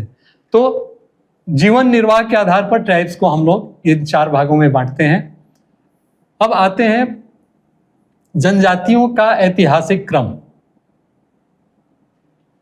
इंपॉर्टेंट है। जनजातियों का ऐतिहासिक क्रम, historical order of the tribes. Jharkhand में आने का कब किनका हुआ प्रादुर्भाव या तो बताया नहीं जा सकता, लेकिन झारखंड में कब कब प्रवेश हुआ या कब से ये रह रही हैं, सबसे पहले यहाँ कौन आए, इसका हम लोग अगर देखें तो ये एक सीक्वेंस आप लोग देख पा रहे होंगे कि सबसे पहले खड़िया, बिरहोर, असुर, ये यहाँ पर दिख रहा है कि ये 3 जनजातियां यहाँ की सबसे पुरानी जनजातियां हैं और छोटानागपुर की, जैसा लिखा हुआ है, छोटानागपुर की प्राचीनतम जनजातियां हैं ये। उसके बाद खड़िया, बिरहोर कैमूर की पहाड़ियों से होकर छोटानागपुर में आए, मतलब ये दोनों कैमूर की पहाड़ियों में पहले रहते थे और बाद में इन्होंने छोटानागपुर में प्रवेश किया। उसके बाद कोरवा, फिर मुंडा, उरांव। मुंडा के बारे में यहाँ कहा गया है कि आर्यों के विस्तार के बाद वे रोहतास क्षेत्र और बाद में छोटानागपुर क्षेत्र में आए। इन्होंने नागवंश की स्थापना में योगदान किया। हालांकि एक यह भी तथ्य बताता है बहुत सारी पुस्तकों में कि मुंडा लोग अपने को तिब्बत से आया हुआ मानते हैं, लेकिन यह कुछ वैसा सटीक नहीं लगता है, क्योंकि तिब्बत एक ठंड प्रदेश है और वहाँ का रहन सहन, वहाँ की वेशभूषा, वहाँ की परंपरा या वहाँ के लोगों का लुक, यह किसी भी तरह से मैच नहीं करता है आज के मुंडा से। तो इसलिए इस पर ज़्यादा नहीं भरोसा किया जा सकता। लेकिन कुछ लोगों ने, कुछ विद्वानों ने कहा है कि यह भारत के पश्चिम उत्तर पार्ट से इधर की ओर आए। पश्चिम उत्तर का अर्थ है हरियाणा, पंजाब आदि का क्षेत्र, उधर पाकिस्तान का पार्ट। जैसा कि आपको मालूम है कि आर्यों का प्रवेश उसी क्षेत्र से हुआ, सेंट्रल एशिया में वो रहते थे और वहाँ से उनका इधर की तरफ मूवमेंट हुआ, इंडिया की तरफ, और उसमें उसी से उनका प्रवेश हुआ। तो स्वाभाविक है कि उनके प्रेशर में, उनके दबाव में ये धीरे धीरे शिफ्ट किए होंगे पूर्वोत्तर की तरफ, और जिसका परिणाम हुआ होगा कि वे रोहतास क्षेत्र और बाद में छोटानागपुर क्षेत्र में आर्यों के दबाव के कारण यहाँ पर वो आ गए और नागवंश शासन की उन्होंने स्थापना की, जिसका कि इतिहास शायद पहली शताब्दी में मिलता है। उसके बारे में भी हम लोग पढ़ेंगे, नागवंश के बारे में। तो ये वो यहाँ से होते हुए यहाँ आए। उरांव के बारे में बोला जाता है, जैसा कि आप ऐसे भी देखे होंगे, उरांव जाति का रहन सहन, उनका रूप रंग या उनकी भाषा, ये सब थोड़ा डिफरेंट है और इसीलिए यह माना जाता है कि संभवतः दक्षिण भारत के निवासी थे, जो कई जगहों पर घूमते हुए छोटानागपुर पहुंचे। बहुत वक्त लगा होगा इनको यहाँ आने में। तो ये दक्षिण भारत से इस प्रदेश की ओर आए और इनकी 2 शाखाओं में से एक राजमहल के पास तथा दूसरी शाखा के लोग पलामू और छोटानागपुर में बस गए। आपको गुमला में मिलेंगे, गुमला आसपास में मिलेंगे पलामू, छोटानागपुर, और राजमहल के आसपास में उरांव जनजाति के लोग मिल जाएंगे। और उसके बाद से हो, चेरो, खरवार, भूमिज, संथाल, इन लोगों का आगमन हुआ झारखंड के क्षेत्र में। और यहाँ पर इस प्रकार से कुल आज के डेट में 33 जनजातियां निवास करती हैं झारखंड में। और एक नोट के रूप में आप यहाँ पर देख पा रहे होंगे, 1000 ईस्वी पूर्व तक चेरो, खरवारों तथा संथालों को छोड़कर यहाँ उपलब्ध प्राय सभी जनजातियां छोटानागपुर क्षेत्र में बस चुकी थी। अर्थात चेरो, खरवार, संथाल पूर्व तक ही 1000 ईस्वी पूर्व तक सारी जनजातियां बस चुकी थी एक्सेप्ट खेरो, खरवार और संथाल। तो फिर बाद में हम लोग इनके बारे में विस्तार में पढ़ेंगे। तो इसके बाद हम देखेंगे जो हमारा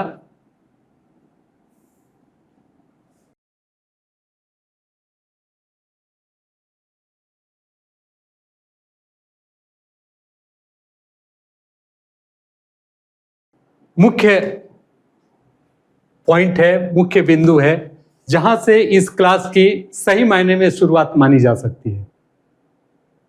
आपने सिलेबस में देखा होगा, शुरू में ही हमने कहा है कि सिलेबस में भारतीय झारखंड का इतिहास और उसमें भी स्पेसिफाइड कर दिया है जनजातीय शासन व्यवस्था। जनजातीय शासन व्यवस्था में इतनी तरह की शासन व्यवस्था का जिक्र उसमें स्पेसिफिक वे में कर दिया गया है। सबके साथ कितने मार्क्स के प्रश्न आएंगे इसका भी उल्लेख किया गया है। तो आप देख रहे होंगे स्क्रीन पर कि जनजातीय शासन व्यवस्था में सबसे पहले जिक्र किया गया है मुंडा शासन व्यवस्था का, मुंडा एडमिनिस्ट्रेटिव सिस्टम, नागवंशी व्यवस्था, नागवंशी गवर्नेंस सिस्टम, पढ़ा पंचायत शासन व्यवस्था, पढ़ा पंचायत गवर्नेंस सिस्टम, माझी परगना शासन व्यवस्था, माझी परगना एडमिनिस्ट्रेशन। उसके बाद आप देखेंगे मुंडा पान की शासन व्यवस्था, ढोकलो सोहर शासन व्यवस्था और जातीय पंचायत गवर्नेंस सिस्टम। तो और सबका तो स्पेसिफिक सिलेबस में जिक्र कर दिया गया है, लेकिन जातीय पंचायत से तात्पर्य है जो अन्य जनजातियां हैं उनके जो गवर्नेंस का सिस्टम है वह किस प्रकार है उसके बारे में भी शॉर्ट में हम लोग पढ़ें। तो मार्क्स का भी डिवीजन वैसा ही किया गया है, एक एक एक एक एक और इससे 2। तो इस प्रकार इससे प्रश्न पूछे जाएंगे और जिनका मार्क्स प्रत्येक प्रश्न का 2 मार्क्स का होगा। अब आप देख पा रहे होंगे मुंडा शासन व्यवस्था, मानकी मुंडा शासन व्यवस्था, ये थोड़ा कंफ्यूजिंग है क्योंकि इसमें भी मुंडा होते हैं। तो इस तरह पढ़ा पंचायत यहाँ भी मुंडा शासन व्यवस्था में भी होता है। तो आखिर इसका कैसे हम अध्ययन करें, इसके लिए आपको बता दें कि यह अलग अलग ट्राइब्स का यह शासन व्यवस्था है। जैसे मुंडा शासन व्यवस्था क्लियर है कि मुंडा जो जनजाति है उसका है। नागवंशी इसी का एक्सटेंशन है, तो मुंडा से ही रिलेटेड ये हो गया। इसका मॉडर्न रूप अगर आप कहें मुंडा एडमिनिस्ट्रेटिव सिस्टम का, तो नागवंशी शासन व्यवस्था हो गया। उसके बाद पढ़ा पंचायत शासन व्यवस्था, अगर इसके बारे में हम बोलें तो आपको इसके बारे में ये उरांव लोगों की ये शासन व्यवस्था है पढ़ा पंचायत। फिर माझी परगना शासन व्यवस्था, इसको अगर कहें तो ये संथाल लोगों की है, ये संथालों की है। मुंडा मान की शासन व्यवस्था ये हो लोगों की है। ढोकलो सोहार या खड़िया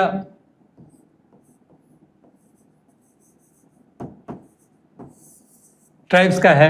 तो इस प्रकार अलग अलग ट्राइब्स का ये शासन व्यवस्था है जिसको कि हम लोग डिटेल में पढ़ेंगे 1 by 1। और जैसा आप शेड्यूल में देख पा रहे हो, जैसा हमने शुरू में ही एक शेड्यूल आपको दे दिया है ताकि आपको भी पता रहे कि एक क्लास कितने का होना है और उसमें कितना सारा टॉपिक कवर किया जाना है।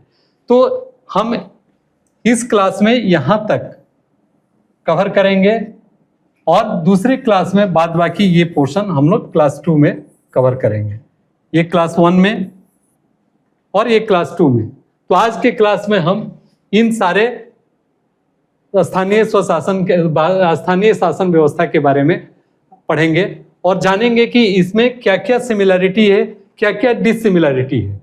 और इस क्लास के लास्ट में अर्थात यह पूरा जनजातीय शासन व्यवस्था का पूरा अध्ययन हम कर लेंगे। उसके बाद एक तुलनात्मक एक चार्ट भी हम बनाने की कोशिश करेंगे सो दैट कि आप मेमोराइज कर सकें कि कौन सा किस में होता है, क्योंकि बहुत सारे टर्म आपको कॉमन मिलेंगे। इसमें महतो शब्द का उल्लेख बहुत जगह होता है, तो महतो का रोल किस किस व्यवस्था में क्या क्या रहा है इसके बारे में, या मुंडा मानकी की व्यवस्था लगभग सब में रही है, तो उसके बारे में भी हम लोग जानने की कोशिश करेंगे कि आखिर उन सबों में है क्या, पढ़ा क्या है या मतलब पीढ़ क्या है, इन सब के बारे में भी हम लोग जानेंगे। ये कॉमन होता है बहुत सारे शासन व्यवस्था में। तो चलिए अब शुरू करते हैं। सबसे पहले जो है अपने चैप्टर में और अपने सिलेबस में मुंडा शासन व्यवस्था, यहाँ से हम इस चैप्टर की शुरुआत करते हैं और यहीं से हमारा रियल क्लास प्रारंभ होता है। तो चलिए अब हम आगे बढ़ते हैं। जो अपने सिलेबस का पहला टॉपिक है और वह है मुंडा शासन व्यवस्था। इस पर हम डिस्कस करेंगे विस्तार से और कोशिश करेंगे कि हम उन सारे तथ्यों को जान लें ताकि आगामी परीक्षा में इससे संबंधित कोई प्रश्न छूटे नहीं। तो अब आप आगे देखें, मुंडा शासन व्यवस्था। इसमें जैसा कि हमने पहले ही आपसे चर्चा की थी कि ऋषा मुंडा के नेतृत्व में जब मुंडा ट्राइब्स का झारखंड क्षेत्र में प्रवेश हुआ तो उस समय काफी लोग उनके साथ, उनके ट्राइब्स उनके साथ थे और यहाँ पर यह माना जाता है कि काफी संघर्ष का सामना उन्हें करना पड़ा होगा, क्योंकि जो जनजातियां पहले से यहाँ पर थी उनके साथ उनका संघर्ष हुआ और इन्हें अपने वर्चस्व को स्थापित करने के लिए काफी मेहनत और मशक्कत करनी पड़ी।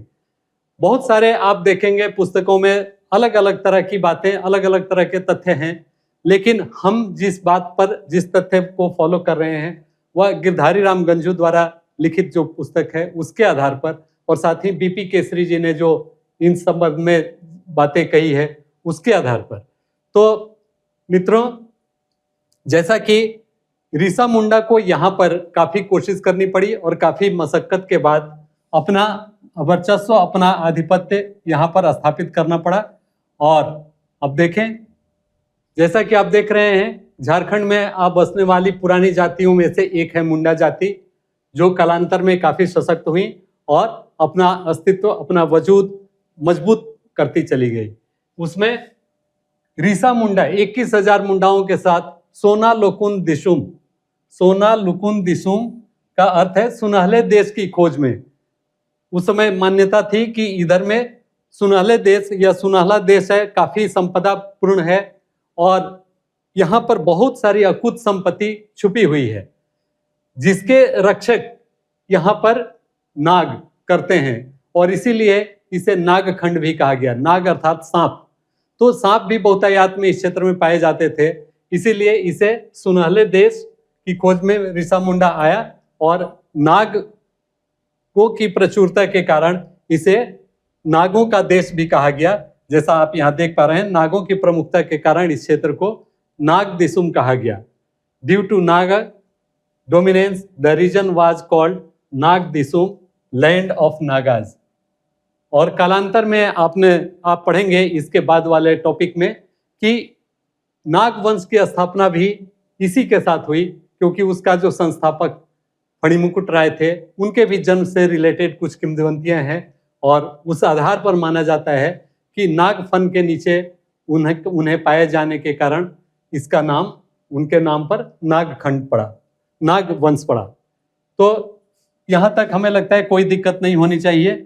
अब विस्तार से हम पढ़ेंगे डायरेक्ट प्रशासन और स्वशासन व्यवस्था पर आने के पहले कि बसावट और आजीविका उनके क्या थे। तो जंगलों की सफाई कर जब वो आए यहाँ पर तो बहुत सारे घने जंगल और पर्वत पहाड़ यहाँ पर स्थित जो अभी भी हैं वो थे, तो उन्हें अपनी आजीविका के लिए जंगलों की सफाई की और इस प्रकार अपने रहने के लिए, अपने खेती के लिए उन्होंने जमीन तैयार की। तो आगे पढ़ेंगे कि इसी से कैसे खूंट कटी, खूंट का अर्थ एक परिवार, एक परिवार जंगलों की कटाई करके अपने लिए जंगल और जमीन तैयार किया, उस पर अपना आधिपत्य किया और वैसे परिवार को खूंट कटीदार बोला गया। तो जंगलों की सफाई कर कृषि भूमि बनाई गई, खेत, खूंटकटी खेत जो जंगलों की सफाई के बाद तैयार हुए, गांव, खूंटकटी गांव, क्योंकि इसी तरह से जितने भी लोग वहां थे सबों ने अपना अपना खेत और अपना अपना रहने के आवास के लिए जगह का निर्माण किया, इसलिए उसको खूंटकटी गांव बोला जाता था। और खेत बनाने वाला खूंटीदार कहलाता था। प्रत्येक खूंट अर्थात परिवार अपने जंगल और भूमि का मालिक होता था, अर्थात उसको उस जमीन और अपने रहने के आवास के एवज में किसी भी तरह का लगान या किसी भी तरह का कर किसी भी व्यक्ति को देना नहीं पड़ता था, इसीलिए वह स्वयं उसका मालिक हुआ करता था। और मित्रों, आपको यह बताते हुए मुझे खुशी होती है कि सामूहिकता की जो भावना जो ट्राइबल कल्चर में या उस समय के स्वशासन में देखने को मिलती है वह अन्य किसी भी समुदाय में देखने को नहीं मिलती।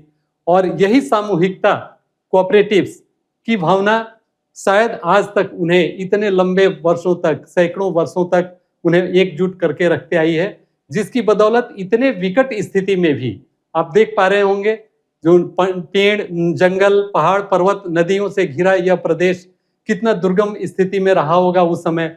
उस समय से अपने अस्तित्व की रक्षा, चाहे वो जंगली जानवर हो या बाहरी आक्रमणकारी हो, उनसे रखना और बचाए रखना यह कितना दुरूह और कठिन काम रहा होगा। लेकिन इसके बावजूद भी इन लोगों ने, खासकर जनजातीय लोगों ने, अपने अस्तित्व की रक्षा की और वह आज भी बरकरार हैं। आज भी वह अपने को अच्छी स्थिति में पा रहे हैं।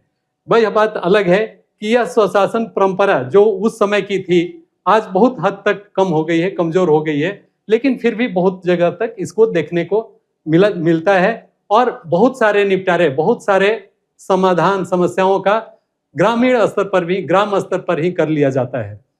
तो मित्रों, अब हम आगे देखेंगे कि ये व्यवस्था थी। एक्चुअली खुटकटी व्यवस्था क्या थी, जो खुटकटी से प्रारंभ हुई, खुटकटीदारों ने इसके लिए की। तो प्राचीन सामुदायिक जीवन से इसकी उत्पत्ति है। इसके लिए कोई मौखिक लिखित कानून नहीं था कि कौन कहाँ जमीन और जंगल तैयार करेगा, और संसाधनों का बाद बाकी जंगल हुए, पेड़ हुए, पौधे हुए, या जो नदी हुए, झरने हुए, तालाब, इस पर सामूहिक हक सबका हुआ करता था। उसमें किसी तरह का विवाद नहीं था और न ही किसी प्रकार का किसी लिखित एग्रीमेंट था कि कौन किसका रहेगा। केवल यह एक मान्यता थी कि अमुक जंगल या अमुक खेत किसी व्यक्ति ने तैयार कर लिया है, किसी परिवार ने तैयार कर लिया है, तो यह उसका होगा। तो कोई भी लिखित संविधान नहीं, केवल मौखिक और परंपरा पर आधारित। अब आगे बढ़ते हैं। प्रत्येक गांव में पंचायत होती थी। जो मुंडा स्वशासन व्यवस्था है, उसमें प्रत्येक गांव में एक पंचायत होती थी। और आप इस तरह से समझ सकते हैं कि जैसे खुटकटीदार, ये एक खुटकटी गांव तैयार हुआ, ग्राम तैयार हुआ, इसमें एक पंचायत बनी और उस पंचायत के प्रमुख को मुंडा कहा जाता था। क्लियर? खुटकटी गांव, उसमें जिसको गांव को हाथू भी बोला जाता था, हाथू, उस ग्राम हाथू को हाथू मुंडा भी बोला जाता था, या सिंपली मुंडा भी उसको बोला जाता था। और यह मुंडा एक तरह से वो इस ग्राम का सर्वे सर्वा या किसी भी विवाद के निपटारा के लिए सक्षम होता था और सबों को इनके द्वारा लिए गए निर्णयों को मानना पड़ता था। अनलेस कि कोई बड़ा मामला ना आए या कोई दो गांवों के बीच का मामला ना आए, तब तक मुंडा का ही निर्णय अंतिम और फाइनल होता था उस गांव के लिए। अब धीरे धीरे कालांतर में देखें क्या हुआ कि एक गांव स्थापित हो गया, लेकिन अब लोगों की संख्या बढ़ी, या तो इसमें जिनकी जनसंख्या बढ़ी या बाहर से लोग यहाँ पर इनके साथ रहने के लिए आ गए। तो उस स्थिति में इसके आसपास में भी छोटे छोटे गांवों का निर्माण होते गया।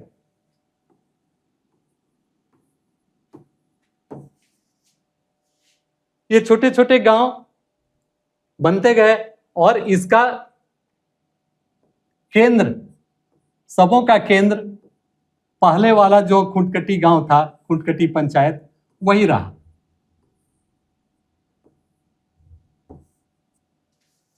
तो ये गांव जितने थे, ये तो अपने आप में धीरे धीरे स्वतंत्र होते गए, बड़े होते गए, और ये अपने लिए मुंडा का भी चुनाव कर लिया इन लोगों ने। लेकिन सांस्कृतिक और अन्य सभी गतिविधियों के लिए जो प्रारंभिक खुटकटी गांव था, वही रहा। तो इन सबों का केंद्र एक तरह से कहें तो वही था। तो इस प्रकार जो भी गांव बाद में विकसित हुए, वो अपने अपने क्षेत्र में, अपने ग्राम के लिए तो वो होते ही गए, अपने ग्राम के लिए वो स्वतंत्र होते गए, उनके लिए अलग मुंडा स्थापित हुए। लेकिन सांस्कृतिक रूप से या एक केंद्र के रूप में समझिए कि पहले जो खुटकटीदार गांव विकसित हुए थे वही रहे, और इसीलिए इन सारे जितने भी बाद के विकसित हुए ये गांव थे, ये उनके लिए एक केंद्र के रूप में काम करने लगा। और यह एक तरह से यहाँ का एक पट्टी, इतने सारे पट्टी का हेड, तो इसे हम मानकी भी कहते हैं। आप आगे के ये में देखेंगे स्लाइड में, तो इनको मानकी मुंडा, जो इन सारे पट्टियों का देख रेख करने वाला या सारे पट्टियों के बीच का विवादों का निपटारा करने वाला जो व्यक्ति होता था, उसको मानकी बोला गया। अब और अगर बड़ी बात हुई, कुछ विद्वानों में इसमें भी मतभेद है कि जैसा आप देख पा रहे हैं, इसमें 5 to 11 विलेजेस फॉर्म अ पढ़ा और पंचायत, पढ़ा पंचायत, कई पट्टियां मिलकर पढ़ा बनती थी।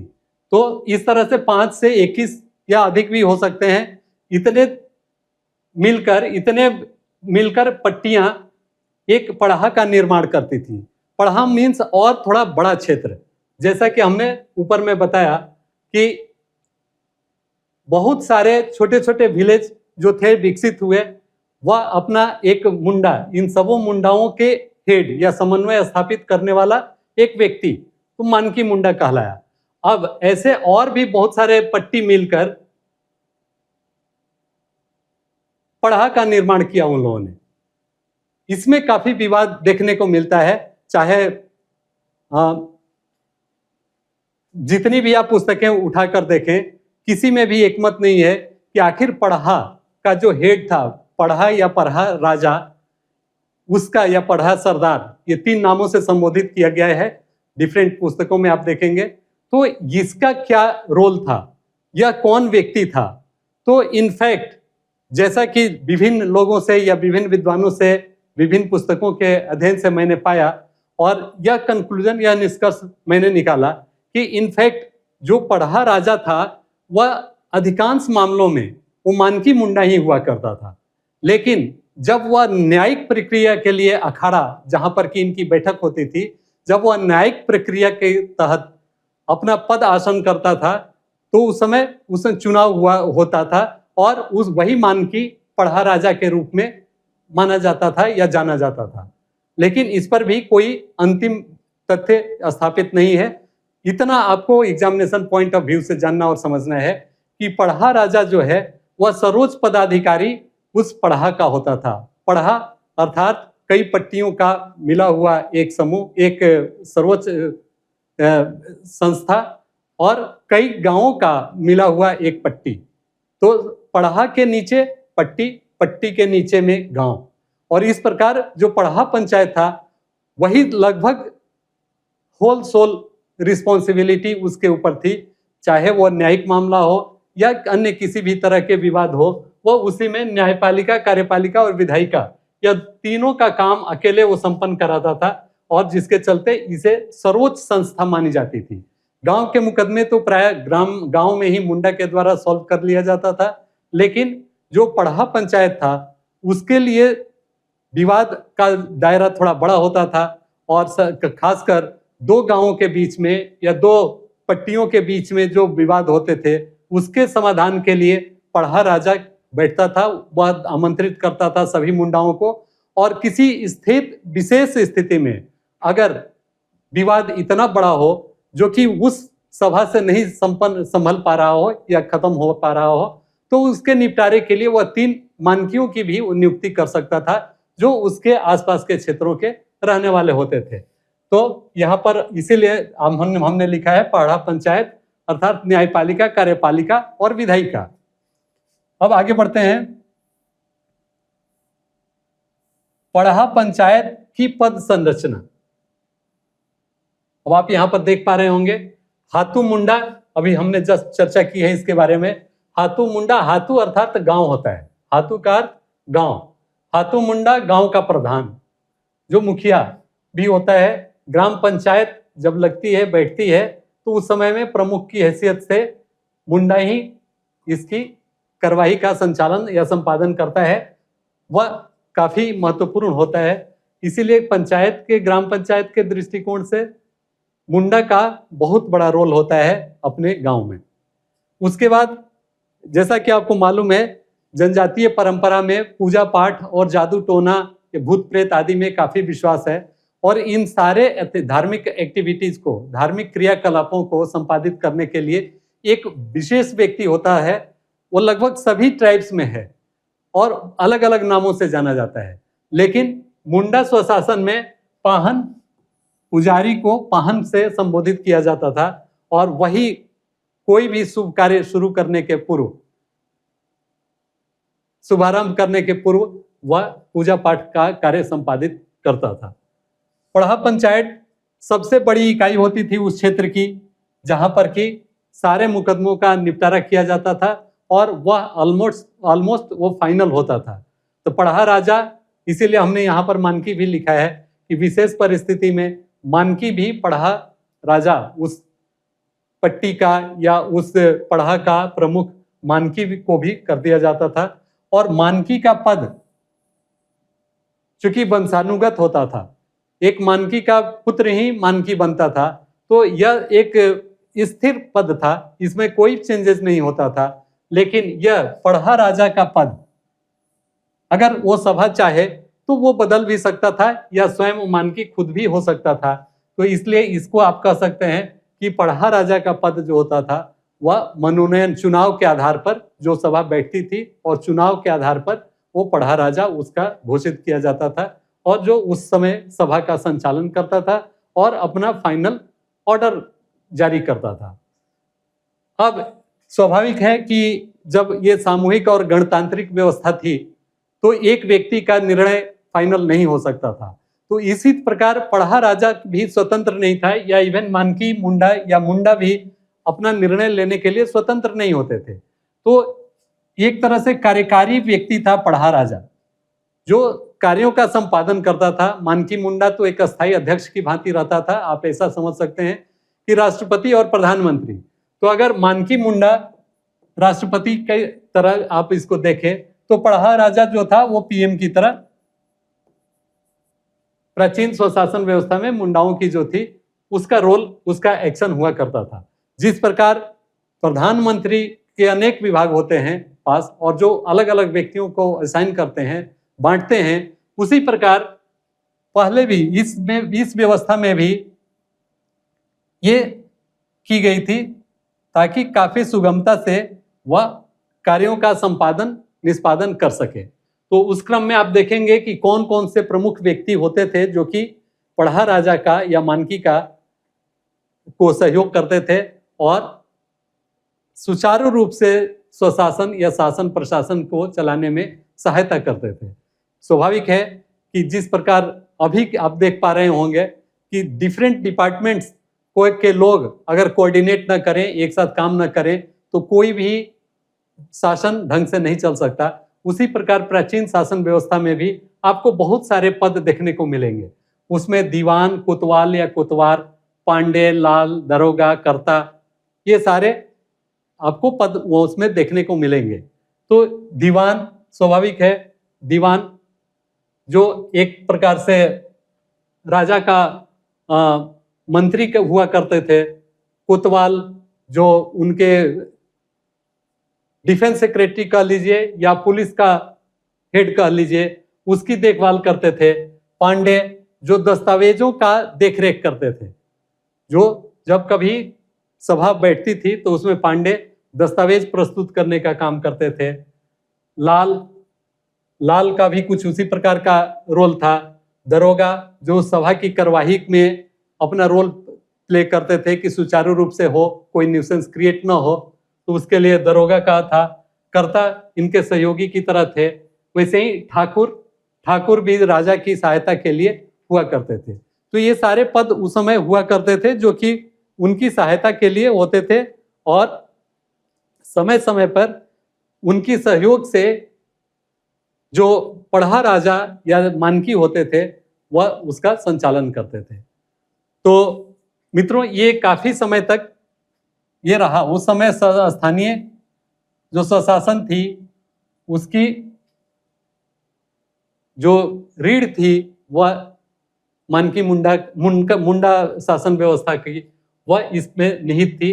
और जैसा कि आप देख पा रहे हैं, सर्वोच्च न्यायपालिका, कार्यपालिका और विधायिकी का पढ़ा राजा की भूमिका इस रूप में है। अंतिम निर्णय सबके लिए मान्य होता था। मनोनयन द्वारा उनका होता था चुनाव। कोई राजस्व इन्हें प्राप्त नहीं होता था, इसलिए इसके लिए ज़्यादा मारकाट भी नहीं मचती थी। वह लोगों के स्वेच्छा से, लोगों की इच्छा के अनुरूप या जो ज़्यादा पॉपुलर हो, प्रभावशाली व्यक्ति हो, उसको यह पद मिलता था। और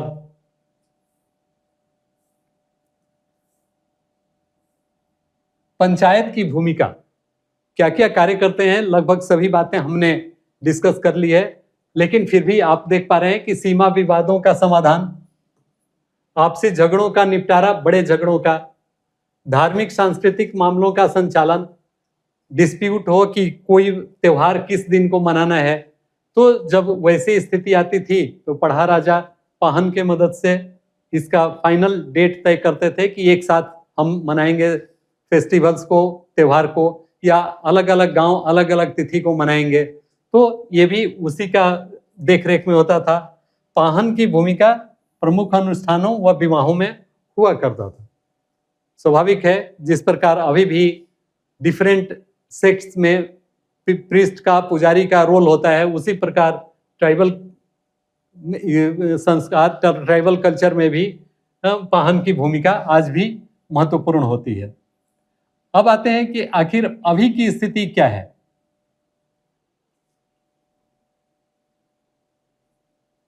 पारंपरिक पंचायत में महिलाओं की भागीदारी बिल्कुल नहीं थी।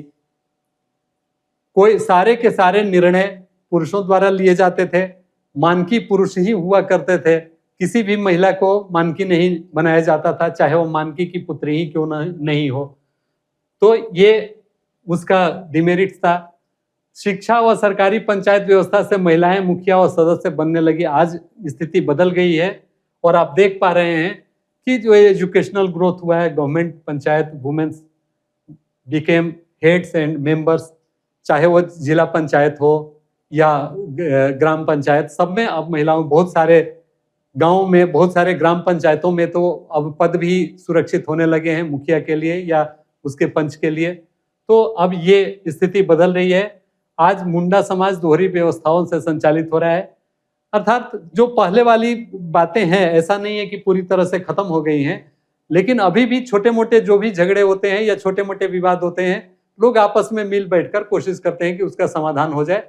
और उसमें भी मुंडा का या मानकी मुंडा का बहुत बड़ा, बहुत अहम रोल होता है। और मैंने भी अपने कार्यकाल के दौरान पाया है कि कुछ घटना, कुछ छोटी मोटी जो छोटे मोटे जो विवाद होते थे, वो मानकी मुंडा के द्वारा समझा बुझाकर शांत कर दिए जाते थे और लोग भी उसे हैप्पीली एक्सेप्ट कर लेते थे। तो वो व्यवस्था तो अभी भी छोटे स्तर पर कारगर है, भले ही उसका कानूनन स्थिति अभी कमजोर है या लगभग उसकी मान्यता नहीं है।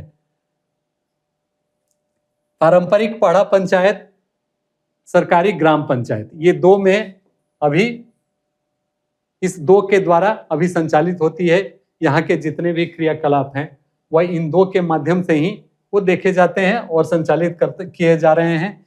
इस प्रकार से आप देखें तो मुंडा शासन व्यवस्था जो एक प्राचीन शासन व्यवस्थाओं में से एक था और काफी लंबे समय तक ये चलते रहा। ऋषा मुंडा का आगमन कब हुआ, इसके बारे में कोई निश्चित तथ्य सामने में नहीं है, लेकिन माना जाता है कि बहुत पहले,